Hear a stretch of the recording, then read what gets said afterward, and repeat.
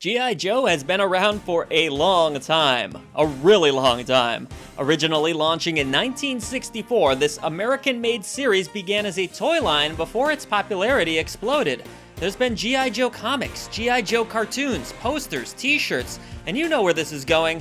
Video games. While many of us have fond memories playing with our action figures and watching the cartoon series, the franchise's gaming history is a bit of a mixed bag. The first G.I. Joe game that I'm aware of appeared on the Atari 2600, and it was called G.I. Joe Cobra Strike. The game was met with pretty negative reception. The first one I remember playing, however, was on the NES, titled G.I. Joe, A Real American Hero. It was a run-and-gun shooter, and honestly, a pretty damn good one, with great visuals, for the time anyways, and a rockin' soundtrack. The game was followed by a Capcom-published sequel called G.I. Joe The Atlantis Factor, which played a bit more like the Bionic Commando games. I didn't like this one quite as much, and critics seem to mostly agree with that sentiment. And then there was the awesome arcade rail shooter released in 1992 by Konami. The game was a blast, literally, but sadly, we didn't get much after that for a very long time. There was the dreadful G.I. Joe The Rise of Cobra in 2009, some forgettable mobile games, and then 4 years back during the pandemic we had the third-person shooter Operation Blackout, which I never played myself, but it received very poor reviews. So I guess you could say we're due for a good G.I. Joe game again, right? Anyways, I bring you this history lesson today because we are reviewing the latest attempt at a G.I. Joe title, Wrath of Cobra. But does G.I. Joe Wrath of Cobra have any bite, or does it end up rolling snake eyes? Let's find out in our full review!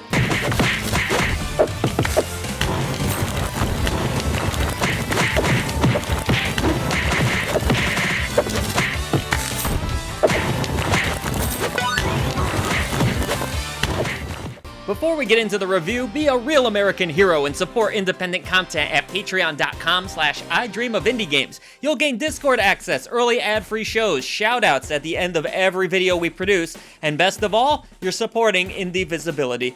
Your new indie gaming community is waiting for you. G.I. Joe Wrath of Cobra is an arcade brawler that calls back to the late 80s and early 90s. Cobra is once again up to no good, and humanity needs the brave patriots Duke, Snake Eyes, Scarlet, and Roadblock to save the day.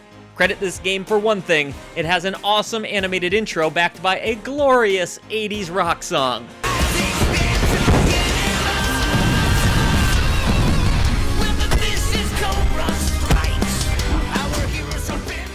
Now that's enough to fire up any G.I. Joe fan. Sadly, any hopes of Wrath of Cobra's gameplay experience matching its fleeting but promising introduction are quickly diminished upon reaching the game's menu, which, much like many aspects of this game, feels completely slapped together.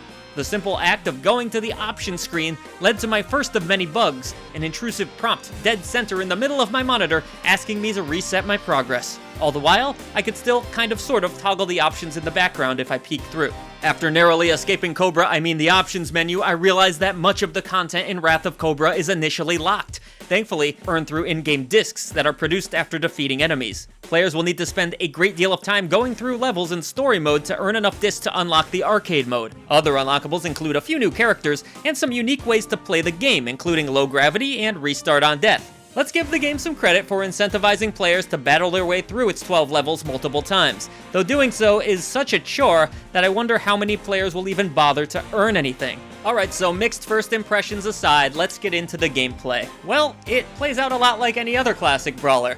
Your goal is to bash enemies in the face through some very linear levels and get to an end boss, defeat that end boss, beat the game. Players have the ability to run, jump, and use light and heavy attacks against enemies.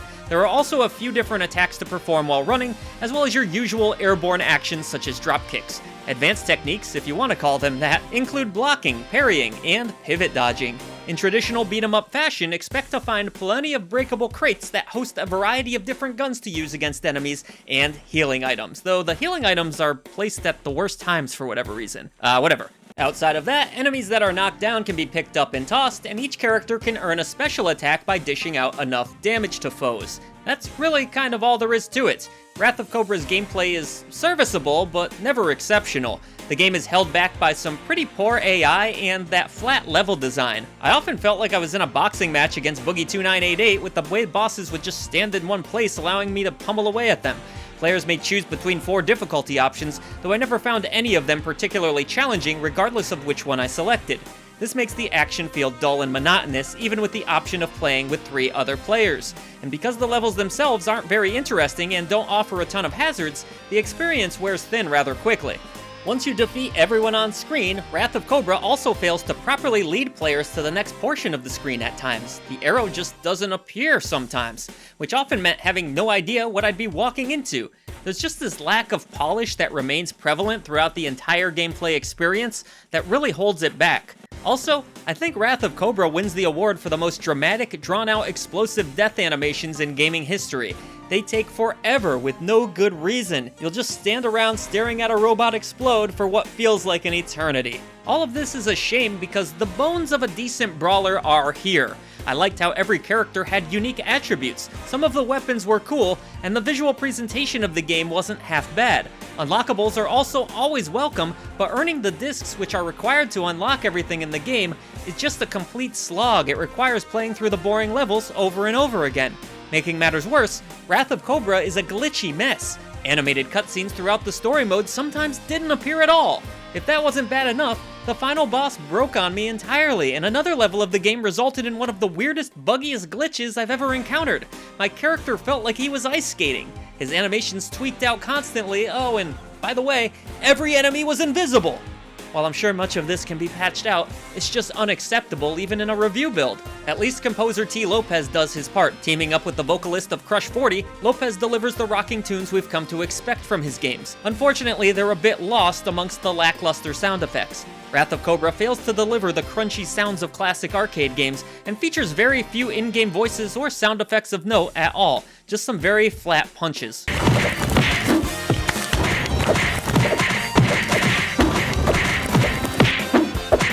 In the end, G.I. Joe Wrath of Cobra feels like a rushed product. While it successfully captures the look of a classic brawler, featuring some solid pixel art and animations, it falters in most other areas. Sure, the soundtrack is pretty great, but it's a small consolation prize when you consider how poorly put together every other aspect of the game is.